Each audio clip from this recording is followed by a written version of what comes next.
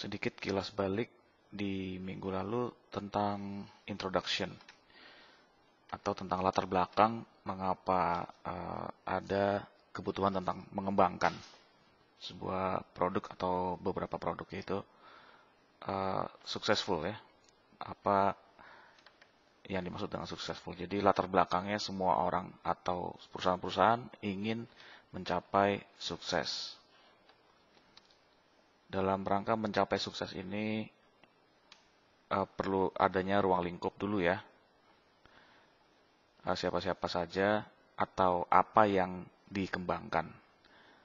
Nah, orangnya itu terdiri dari individu atau perusahaan, kemudian yang dikembangkan adalah secara spesifiknya adalah barang ya, bukan jasa.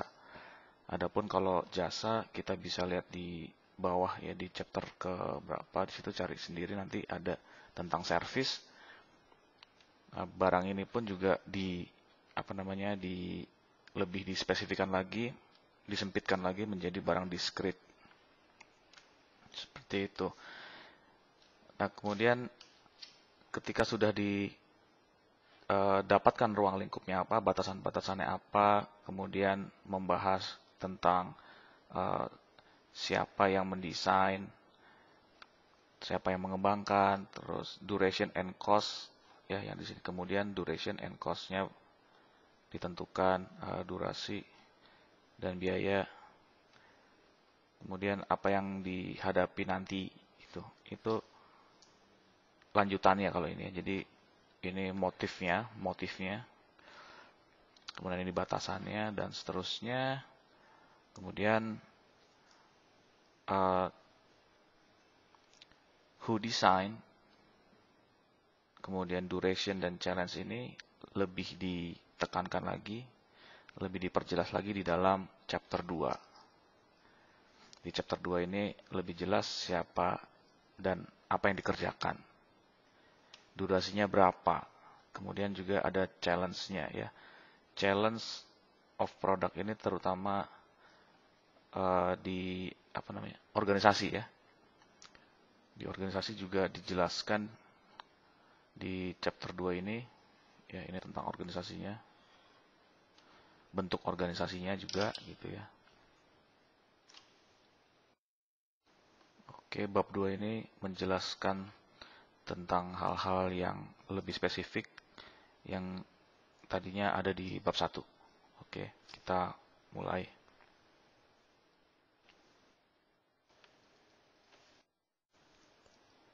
Pada bab 2 ini, contoh yang diangkat oleh penulisnya adalah tentang alat keamanan nih.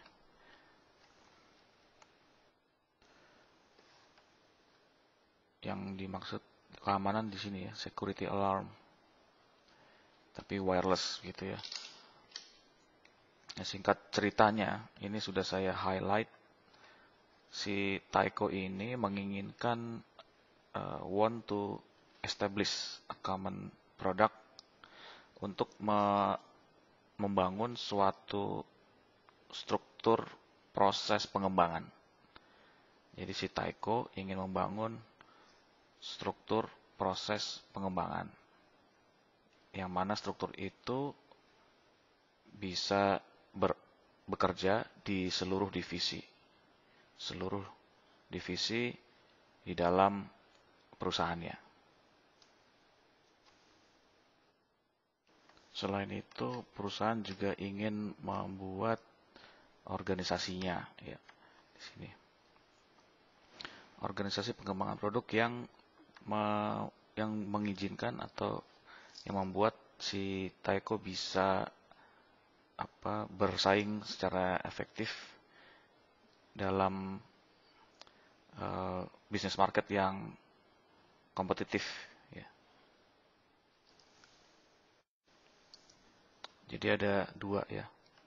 Pertama ingin membentuk suatu struktur proses. Proses apa ya? Proses saya singkat aja menjadi product development ya, PD. Product development yang umum. Maksudnya umum ini bisa dikerjakan oleh seluruh divisi di sini. Yang kedua, si Taiko ingin membuat organisasi. Organisasi product development. Kalau ini strukturnya atau SOP, Standard Operation Procedure, atau langkah-langkah apa saja yang akan dilakukan, aktivitinya apa saja. Nah, kalau yang nomor 2 ini adalah pelakunya. Pelaku maksudnya siapa yang akan mengerjakan SOP. Gitu nanti kalau Anda punya proyek pengembangan, Anda tentukan dulu ini aktivitasnya apa saja. Kemudian langkah selanjutnya adalah siapa yang melaksanakan. Kalau udah ketahuan siapa yang melaksanakan, kemudian nanti ada lagi bentuknya organisasi. Apakah dia kerja sendiri atau kerja berkelompok gitu. Terus ada irisan. Ini ada pekerja banyak. Nah, begitu. Jadi si karyawan di sini termasuk istilahnya panitia di sini, tapi dia juga bekerja di panitia yang lain. Yang mana panitia-panitia ini melakukan fase ya. Misalkan di sini dia bertanggung jawab di fase 1, di sini bertanggung jawab di fase 3 misalkan. Nah, di sini ada orang yang diambil dari panitia pertama dan panitia kedua untuk melakukan fase 1 dan fase 3. Jadi dia tetap muncul. Nah, ini ada di exhibit nanti di sini ya, nanti saya jelaskan. Ketika Taiko maju, maksudnya dia kan ingin ya, dia ingin membentuk, berarti dia belum ada bentukannya yang tadi poin 1, poin 2. Nah, ketika sudah memutuskan mendefine saya maunya apa? Oh, saya maunya 1 dan 2. Oke, selanjutnya ada pertanyaan-pertanyaan gitu. Contohnya di sini. Pertanyaan-pertanyaan yang dihadapi oleh si Taiko dalam hal keinginannya membentuk proses yang umum, kemudian membentuk organisasi. Nah, dalam membentuk ini muncullah pertanyaan gitu, maksudnya seperti itu. Nah, pertanyaannya adalah ini, activities ya, aktivitas kunci. Apa itu maksudnya aktivitas kunci? Jadi aktivitas kunci ini dia tidak tergantikan. Jadi aktivitas kunci itu punya teman namanya support. Support itu cuma pendukung saja. Jadi tanpa pendukung pun tetap kunci ini atau tetap si aktivitasnya harus dijalankan meskipun tanpa pendukung. Ya, aktivitas kunci itu artinya yang tidak bisa tergantikan, tidak bisa ditergantikan gitu. Meskipun supportnya nggak ada, dia tetap harus dikerjakan. Ini adalah key activity gitu. Key activity tapi dalam hal product development gitu maksudnya. Nah, key activity-nya apa saja gitu. Apa saja aktivitas yang tak tergantikan yang perlu dimasukkan ke dalam setiap project gitu. Ya, ini pertanyaannya langsung saya jawab ya. Langsung saja saya jawab supaya nggak nanti hilang atau lupa gitu ya. Baik, ini key activity-nya ada di exhibit 27 ya.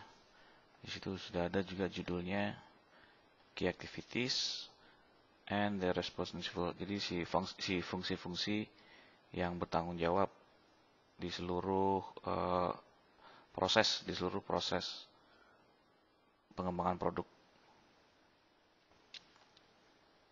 Key activity-nya ada di sini nih. Ini key activity-nya.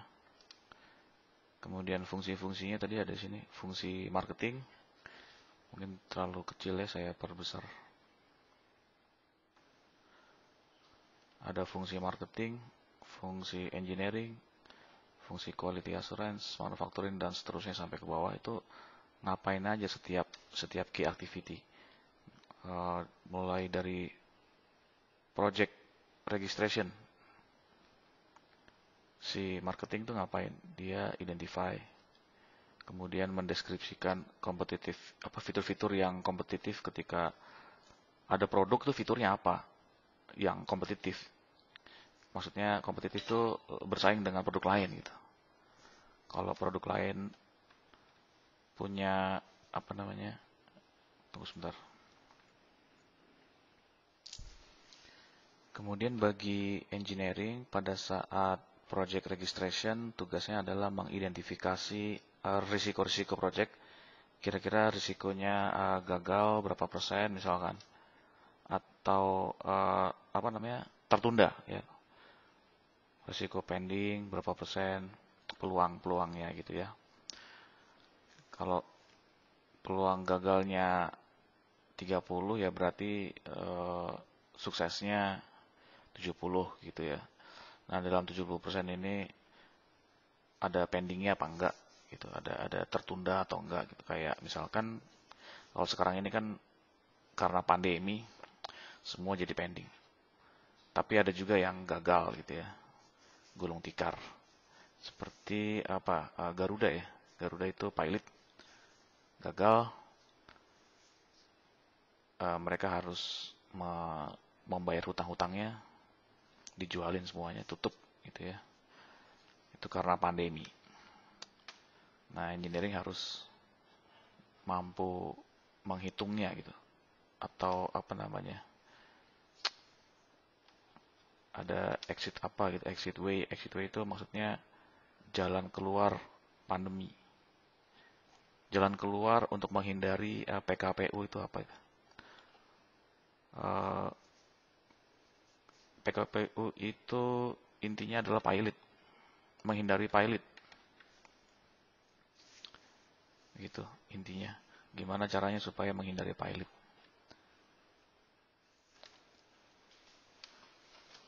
Tapi di sini terutama identify dulu gitu ya. Identify sama solusi itu lain ya. Mengidentifikasi dulu, solusinya mungkin dipikirkan bersama-sama. Oke, baik. Itu tadi adalah pertanyaan pertama ketika Taeko ingin mewujudkan impiannya, mewujudkan misinya di sini. Pertanyaannya apa key-nya yang harus dimasukkan ke dalam every project? Itu tadi ada di Exhibit 27. Sekarang pertanyaan yang kedua, what project milestone and review gates can be used to manage the overall development process by phases? What project milestone? Nah, pertama mungkin saya bahas dulu apa yang dimaksud dengan milestone. Di sini sudah saya tuliskan, kita belajar bahasa Inggris bersama lah ya. Jadi ada istilah-istilah yang mungkin perlu kita pahami bersama. Milestone are tools used in project management. Jadi milestone itu adalah alat yang digunakan pada project management. Apa itu project management? Kalau dalam bahasa Indonesianya ya mengelola project. Mengelola project. Apa yang dikelola di dalam project? Nah, project itu terdiri dari 3. Pertama manusia, kemudian uang, waktu. Ini yang paling generik. Ini, yang paling dasar. Kalau ada tambahan bisa tambahannya ya material misalkan, atau sumber daya sumber daya apapun lah. Kalau man ini kan juga sumber daya. Ini SDM. Nah, tapi bagaimana dengan equipment? Equipment itu peralatan kayak misalkan backhoe. Backhoe itu apa? Ini kalau proyeknya proyek bangunan ya. Kalau proyek bangunan di mata kuliah manajemen proyek itu seringkali yang dipakai contoh-contoh proyek bangunan gitu ya. Bangunan sipil. Di sini adalah peralatan sumber daya resource ya, resource yang berbentuk peralatan. Ada backhoe, ada molen ya, truk molen, terus ada setum atau yang buat meratakan jalanan, meratakan lapangan dan seterusnya. Itu tambahan ya. Ini tadi yang dikelola tapi itu tambahan.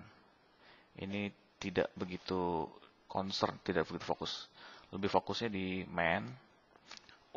alokasi uang, alokasi orang, dan alokasi waktu. Nanti akan membentuk Gantt chart. Yaitu mengelola proyek. Dan proyek itu sifatnya dia ada start sama stop. Jadi nggak bisa, stop itu harus ada. Yang namanya proyek, stop itu harus ada. Stop itu nama lainnya adalah target waktu ya. Kalau uang juga ada, semuanya ada target ya, semua ada target, cuman dalam hal waktu itu harus ada start dan stop.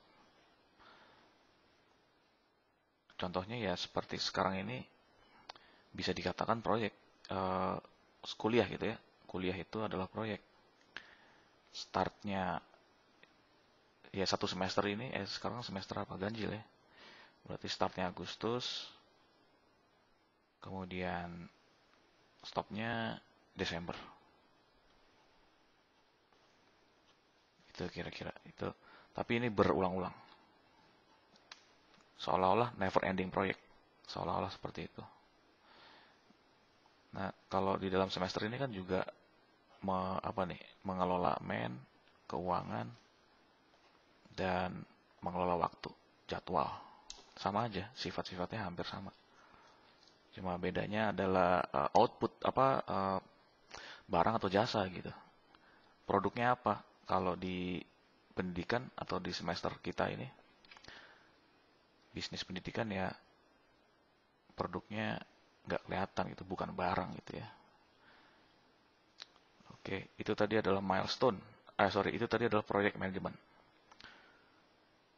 Nah, si milestone ini digunakan untuk menandai, ada mark ya, to mark specific point along a project timeline. Untuk menandai suatu titik ya, point sepanjang waktu proyek, sepanjang proyek. Mulai dari start sampai stop, terus ditandain di poin-poin tertentu untuk apa, dan ditandainnya untuk apa?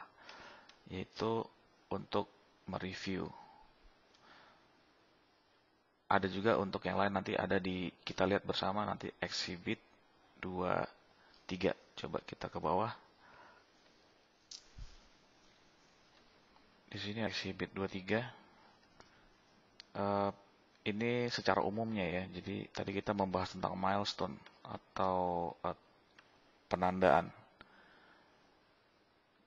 Saya jadi ingat ini ya, kalau misalkan kalian pernah pulang kampung lewat jalan darat, lewat jalan aspal, kita pernah melihat ada batu penanda gitu ya. Misalkan ke Pantura nanti ada batu tinggi gitu ya. Ini aspalnya. Terus batas, biasanya sih batas daerah ini. Batas kabupaten atau batas kecamatan gitu. Milestone, terus dari batu ke batu. Itu sebenarnya penanda itu. Penanda daerah administratif. Biasanya ada kilometer di sini. Berapa kilometer, di sini ada berapa. Saya jadi ingat itu tentang milestone itu ya. Penanda. Nah, kalau di sini di sini apa nih? Many front end activities. Ini umum ya. Umum tentang apa nih? The many front end activities comprising concept. Di sini yang mau saya kasih tahu tuh ini. Ada ini tuh review ya. Jadi setiap activities dia apa tuh, apa, step activities ada reviewnya. Ini secara umum tadi saya katakan. Nah, kalau secara khususnya ada di 2.5 ya, exhibit 25. Di sini exhibit 25 menggambarkan tiga proses ya. Tiga proses pengembangan. Proses pengembangan produk ini dibalik kalau bahasa Inggris ya. Proses pengembangan produk itu ada 3 macam. Pertama adalah generic, kedua spiral, ketiga complex system. Kita fokus ke mana tadi? Milestone ya. Milestone di sini. Ketika ini sudah dikerjakan planning, oke, stop, terus kita ngapain? Mission approval, milestone. Lanjut ke konsep development. Konsepnya seperti apa? Kita kerjakan, kalau udah selesai di review. Ini milestone ini. Ibaratnya ini saya kasih batu sini ya. Penanda. Tonggak gitu kalau kata KBBI. Tonggak. Tonggak itu ya seperti ini. Menancap gitu. Dan seterusnya. Itu untuk menjawab pertanyaan milestone and review gauge. Pintu-pintu untuk menandai dan pintu untuk mereview. Seperti itu bentuk pertanyaannya tadi di atas. Pertanyaan selanjutnya, adakah proses pengembangan yang standar that will work for every operating division? Ya, adakah proses yang standar yang bekerja di setiap divisi operasi? Tadi sudah saya jelaskan di exhibit 25 tadi ya. Standarnya ada 3. Nah, tinggal cocoknya yang mana. Yang tadi ada generic, ada kompleks. Ya, coba.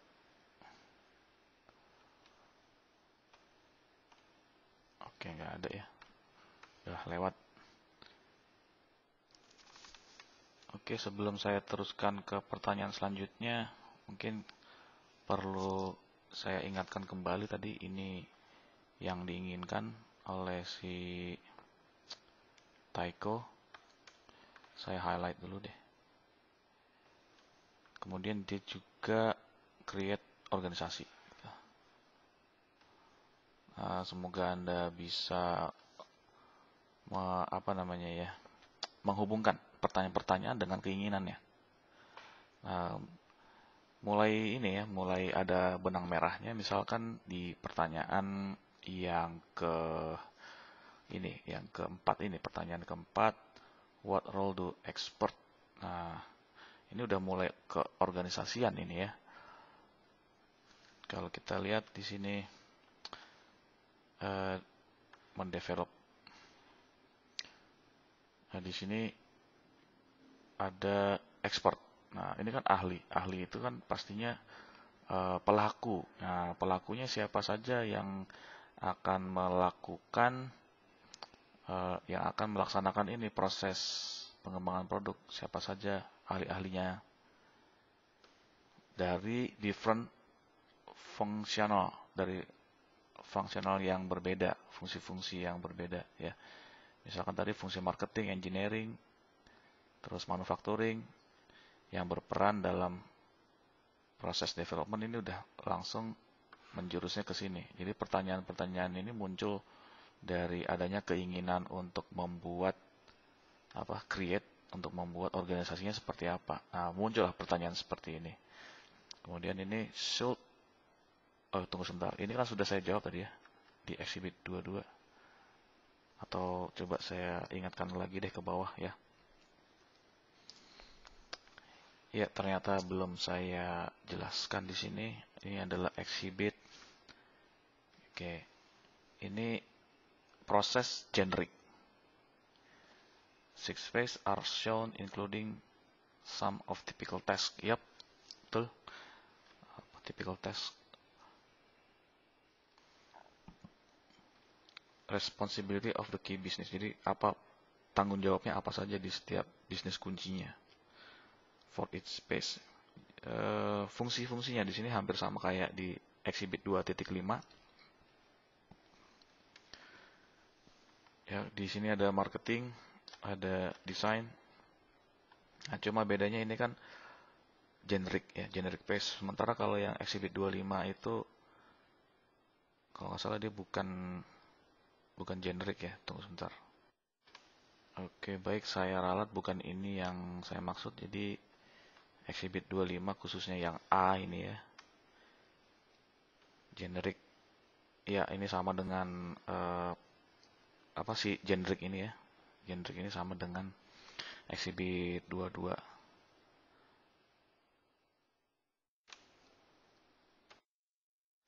Yang saya maksud tadi Exhibit 22 itu hampir sama dengan ini. Jadi setiap apa nih function ya, key activities and the responsible function muncul lagi di Exhibit 27 ini. Nah, cuman bedanya si activitiesnya ini dimulai dari project registration. Sementara kalau yang di Exhibit 22 itu dimulai dari planning. Nah, dari planning sampai produksi massal kalau nggak salah. Nah, disitulah yang dimaksud generic product development. Kita lihat sekali lagi. Jadi pertanyaan yang pertama ini hampir sama dengan pertanyaan yang keempat. Bukan pertanyaan yang sama, tapi exhibitnya hampir sama ya. Kalau ini kan development process. Di dalam development process itu si ahlinya ngapain aja. From different area fungsi yang berbeda. Nah, karena dia development process, maka lebih cocok ke Exhibit 22 karena di Exhibit 22 itu memang proses mendevelopment tapi secara generik, secara umum. Nah, kalau di sini di every project gitu, dia lebih spesifik. Kalau yang ini umum, ini lebih spesifik lagi. Sampai ada berapa key activities ya. Ada key activities itu sampai ada 8 kalau nggak salah. Sementara di generic ini kan cuma sampai 6. Jadi fase 0 sampai fase 5. Sementara kalau ini Exhibit 27 tadi, kalau silakan Anda tarik balik ke beberapa menit yang lalu. Di situ ada activity ke 0 sampai 7 ya. Berarti dia totalnya 8. Oke, terus ini hubungannya kemana nih pertanyaannya? Nah, pertanyaan hubungannya ke organisasi. Karena dia nanya expertnya gitu ya. Dia nanya expert. Terus yang pertanyaan yang kelima ini, should the development organization be divided into group corresponding to project? Apakah organisasi pengembangan perlu dibagi-bagi ke dalam kelompok yang berhubungan dengan, yang sesuai dengan proyek atau technical and business function gitu, sesuai fungsi-fungsi gitu intinya. Apakah, saya ulangi ya, should the development, jadi apakah organisasi pengembangan dibagi-bagi apa, menjadi kelompok-kelompok, groups, kelompok-kelompok yang sesuai dengan fungsi-fungsi apa, fungsi technical business atau fungsi-fungsi di dalam proyek gitu. Ini kan ada or ini ya, jadi ada 2, proyek atau technical and business function gitu ya. Jadi ini yang nomor 5 tentunya berhubungan dengan keinginan si Taiko tentang membuat ya, keinginannya untuk membuat organisasi seperti apa, organisasinya siapa saja dan apakah dikelompok-kelompokkan atau semuanya gotong royong gitu ya. Maksudnya apapun fungsi Anda muncul di setiap fase dari 0 sampai 5 muncul terus misalkan. nggak ada hubungannya muncul terus gitu. Itu pernah juga terjadi ya di kampus kita. Oke, terus selanjutnya di bawah ini adalah untuk menjelaskan lebih detail